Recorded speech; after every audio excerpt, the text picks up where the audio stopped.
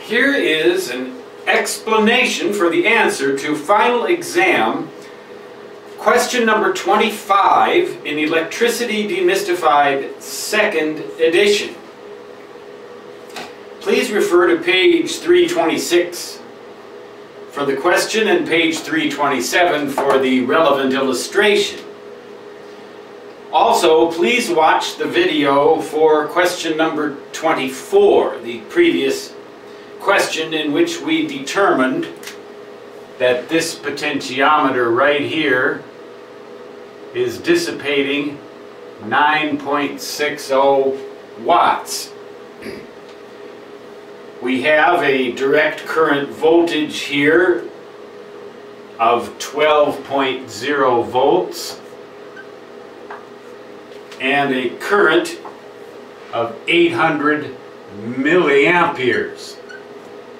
And from that we used the formula power equals voltage times current, converting that to 0.800 amperes, multiplying 12 times 0.800 gives us 9.60 watts. Now in this question, suppose that we leave this switch closed. Actually, in this diagram you should imagine that switch to be closed so that current flows through here. The timer is not relevant in this situation nor in question number 24. It will become relevant in subsequent questions though.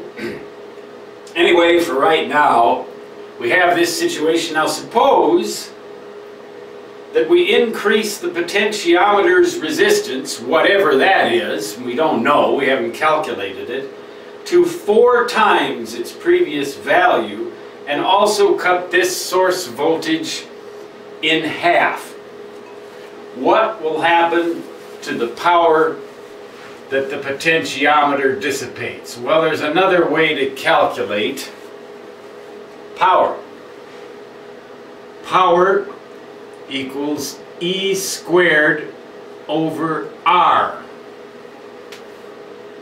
So, if we cut this voltage in half, leaving the resistance the same, we would reduce the power to 1/4 of its previous value. We don't need to worry about the number, it would be half of that, or pardon me, 1/4 of that.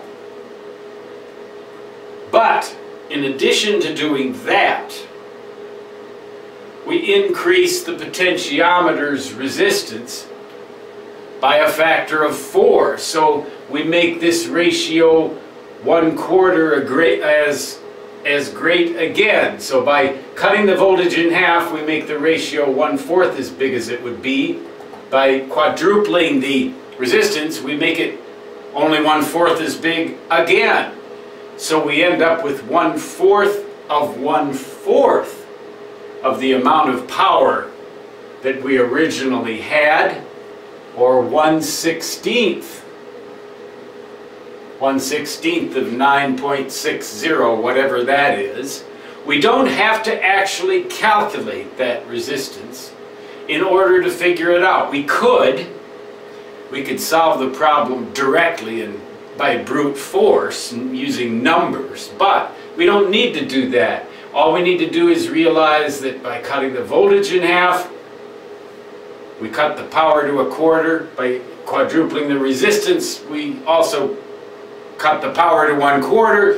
Result is 1/4 of 1/4, or 1/16th. And that is choice E.